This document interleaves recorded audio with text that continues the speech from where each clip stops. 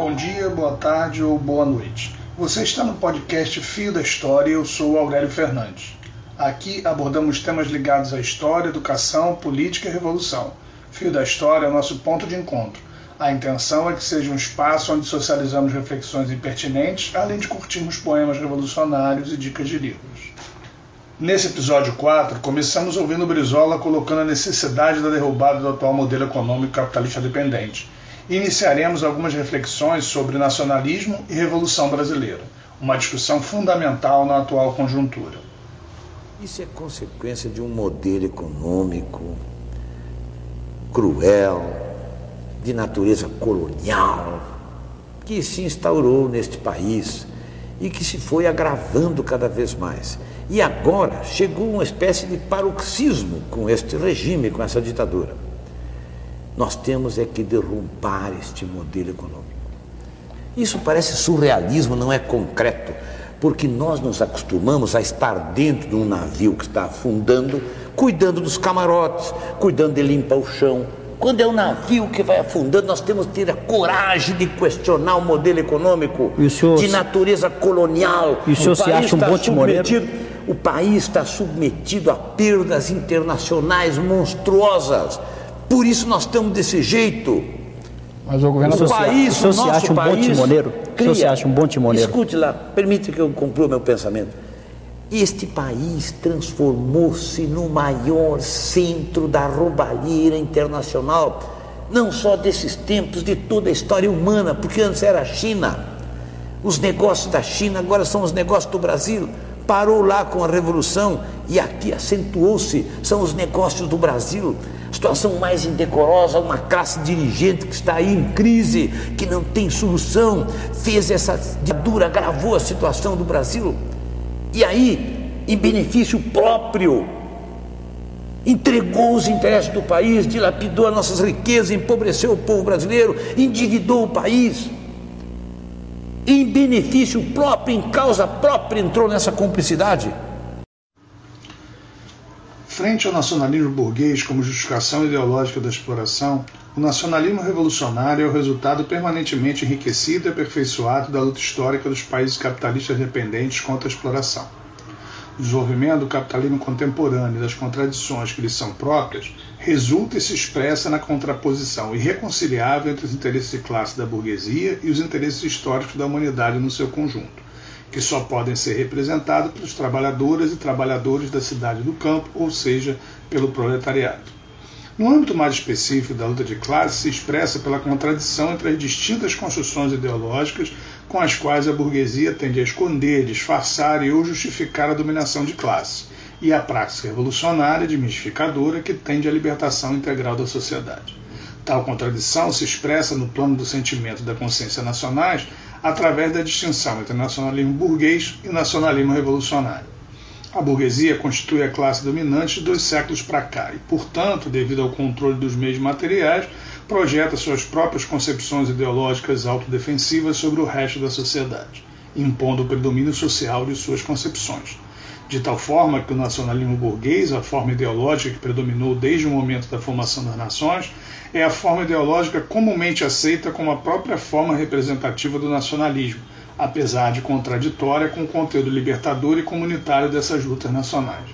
Frente a essa forma ideológica mistificadora, se faz necessário desnudar a verdadeira essência social das lutas nacionais que se manifesta no nacionalismo revolucionário nos países capitalistas dependentes, mas entendendo a este não como uma outra construção ideológica fixa e definida de uma vez para sempre, e sim como processo de desenvolvimento histórico da consciência nacional das massas trabalhadoras, ascendendo a níveis superiores pelas quais estas vão paulatinamente superando as limitações ideológicas impostas pela burguesia, aproximando-se da eliminação definitiva da cisão entre o nacional e o social, entre consciência nacional e consciência de classe.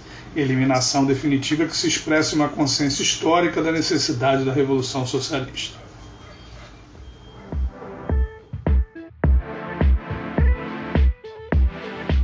A nação é o produto da criatividade das massas trabalhadoras e identifica-se com elas.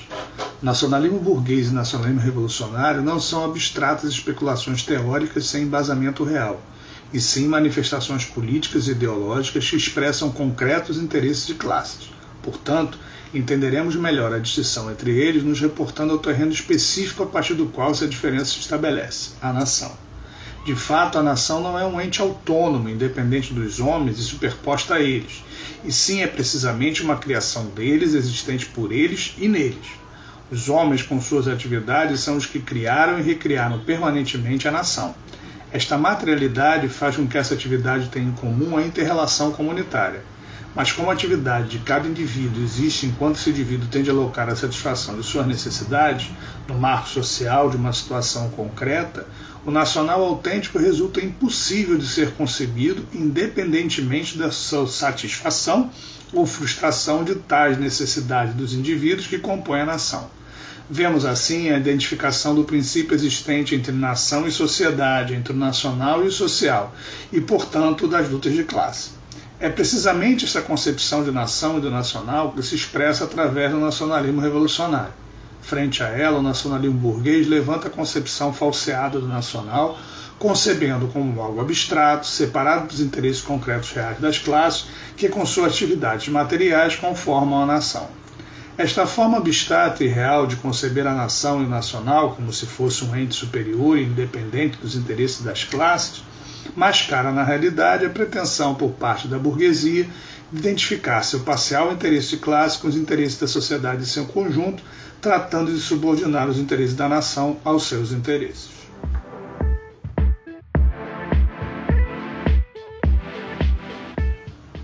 O nacionalismo revolucionário constitui o caminho em direção da recuperação da nação por e para as massas trabalhadoras. Concebido como um processo de desenvolvimento histórico da consciência nacional nas massas trabalhadoras, elevando a níveis superiores nas lutas sociais e políticas que vão se desencadeando, o nacionalismo revolucionário expressa as sucessivas aproximações de recuperação da nação por e pelas próprias massas trabalhadoras, através da praxe revolucionária.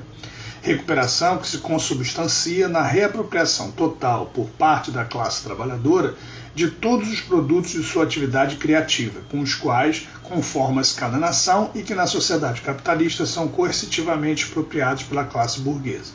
Fica claro, então, que o nível mais elevado de consciência nacional é aquele que na luta nacional contra a opressão externa consubstancia-se conscientemente com a luta social interna contra toda forma de opressão, uma vez que uma e outra se intercondicionam. O nacional é, assim, só uma das formas históricas de existir o social e, como tal, um dos caminhos que conduzem à realização plena da sociedade, entendida como recuperação por parte da totalidade dos homens que a compõem da realidade material e espiritual, produto de sua atividade e desenvolvimento histórico.